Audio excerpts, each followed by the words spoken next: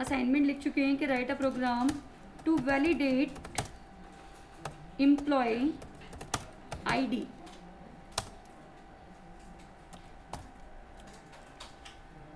based on 1000 to 5000 are reserved if user enter less than 1000 then show just server side validation क्या show करेगा यहाँ पे okay and greater than 5000 then also show server side validation.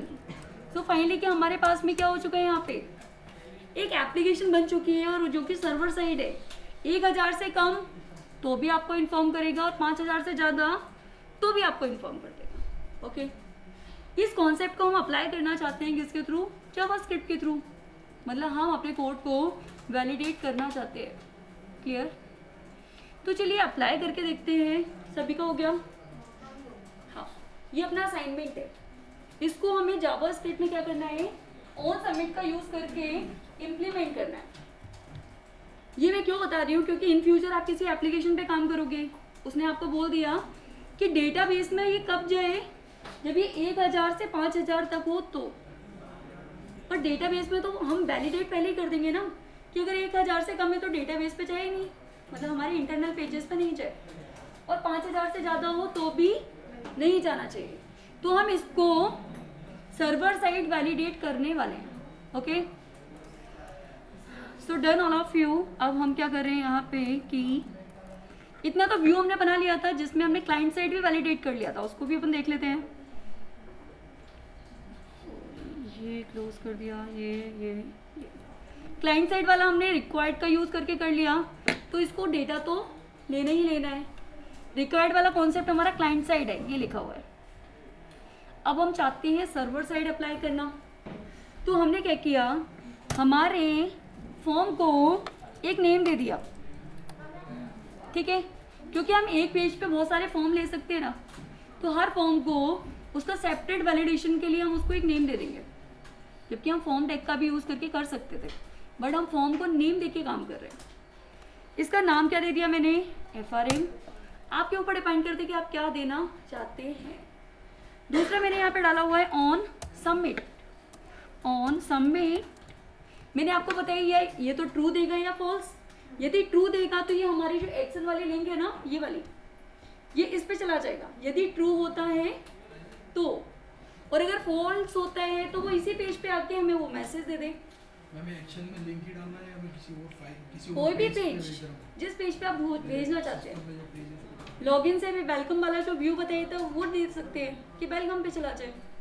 Okay तो हमने on submit में return दिया और return में मैंने यहाँ दे दिया ए फंक्शन का नेम जो आप बनाएंगे, जहाँ पे आपके फॉर्म का डेटा जाएगा. क्लियर. अब जैसे ही फॉर्म सबमिट करोगे ना, तो ये सबसे पहले किसके पास जाएगा, वेल के पास. ये डेटाबेस पे दूसरे पेज पे तब जाएगा जब ये इसके अकॉर्डिंग वैलिड होगा. तो आप किसी ऑफिस में एंट्री करोगे तो सबसे पहले आपको डोर पर रोक के ये चेक किया जाएगा कि आप वैलिड है या नहीं, सैनिटाइज है या नहीं. अगर आप वहां से वैलिड होगे तब दूसरे पेज पे जाओगे ना.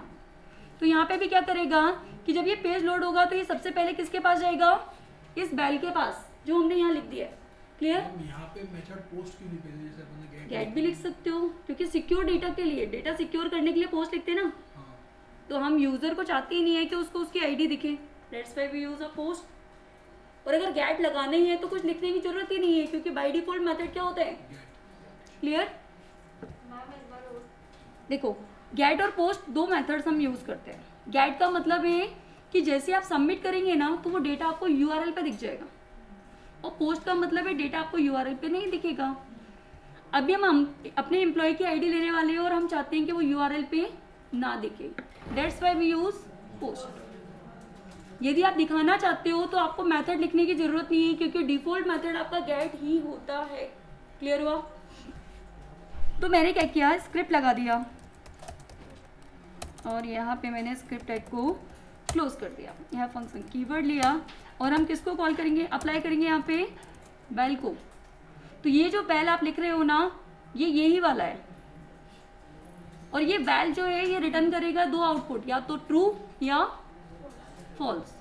यदि ये ट्रू होगा तो ये गूगल की लिंक पे जाएगा और ये फॉल्स होगा तो इसी पेज पे लौट के आ जाएगा।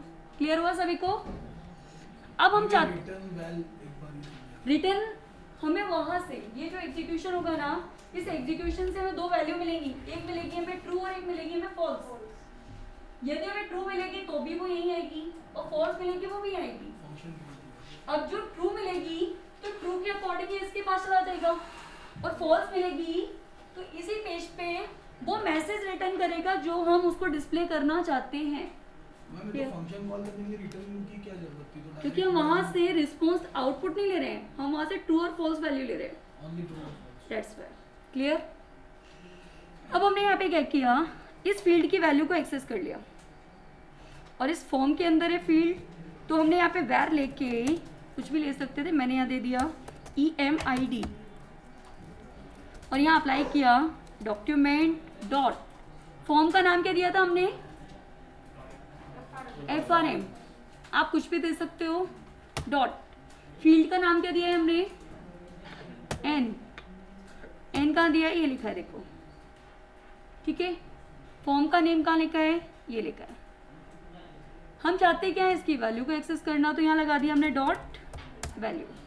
तो मतलब कि उस फील्ड में जो यूजर डेटा देगा ना, वो हमारा एक्सेस होके किसके अंदर स्टोर हो जाएगा, EMID के अंदर। मतलब गेट एलिमेंट वगैरह तो हमने कुछ किया नहीं। अरे तो हम नेम के अकॉर्डिंग कर रहे हैं ना, तो हमने नेम दे दिया। फॉर्म क्या था हमारा, FRM, उसका नाम दे दिया। फॉर्म को हम एज लाइक आईडी यूज करते हैं। हाँ, जैसे कि आईडी यूज करते हो ना, आईडी एट्रीब्यूट होता है, वैसे यहाँ पे यूज क्या किया आपने, नेम एट्रीब्यूट। जब आईडी पे काम करते थे तो गेट एलिमेंट पे आईडी लगाते थे, अब नेम पे काम कर रहे हो तो डायरेक्टली नेम दे दो, ठीक है। ये वैल्यू एक्सेस होके किसके अंदर आ गई। अब मैंने लॉजिक क्या लगा दिया, इफ EMID कम होती है किससे, 1000 से या फिर ज़्यादा, अब दोनों में से कोई एक ही होगी ना, तो हमने और लगा दिया, या फिर EMID ID ज़्यादा होती है किससे, तो ये दूसरे पेज पे जाना ही नहीं चाहिए, पर हमें कुछ मैसेज भी तो देना चाहिए ना, तो हमने अलर्ट लगा दिया। अलर्ट में बोल दिया कि प्लीज़ एंटर फ्रॉम 1000 to 5000, 1000 से 5000 तक ही डाल सकते हो, ना तो 1000 से कम डाल सकते हो ना ही 5000 से ज़्यादा। और यहाँ पे हम ये कोड क्यों लिख रहे हैं, क्योंकि ये कब एग्जीक्यूट होगा, जब 1000 से कम होगा या फिर 5000 से ज़्यादा, और दोनों में से एक समय पे एक ही एग्जीक्यूट होगा। That's why we use here logical और ऑपरेटर, क्योंकि एंड का मतलब है दोनों का ट्रू होना, पर एक समय पे ट्रू एक ही होगा। अब यहाँ तक का तो कॉन्सेप्ट समझ में आ गया, बट अब हम ये कह रहे हैं कि जब ये मैसेज आ जाए ना, तो ये दूसरे पेज पे जाना नहीं चाहिए, तो हम यहाँ से क्या रिटर्न कर देंगे, फॉल्स, क्योंकि फॉल्स का मैंने आपको बताया था ना, ये देखिए definition, if false then redirect to same page, मतलब कि वो जाएगा ही नहीं, उसी पेज पे रहेगा। पर अगर रिटर्न करता है ट्रू तो चला जाएगा, तो हमने क्या किया, इफ के बाहर आके लगा दिया रिटर्न ट्रू, क्योंकि आज आप एक फील्ड पे काम कर रहे हैं, कल को आपके पास बहुत सारी फील्ड हो सकती हैं, तो हम एल्स वाला यूज ही नहीं करेंगे, हम यहाँ पे यूज करेंगे ये वाला कॉन्सेप्ट, डायरेक्टली डाल देंगे। तो चलिए रन करें।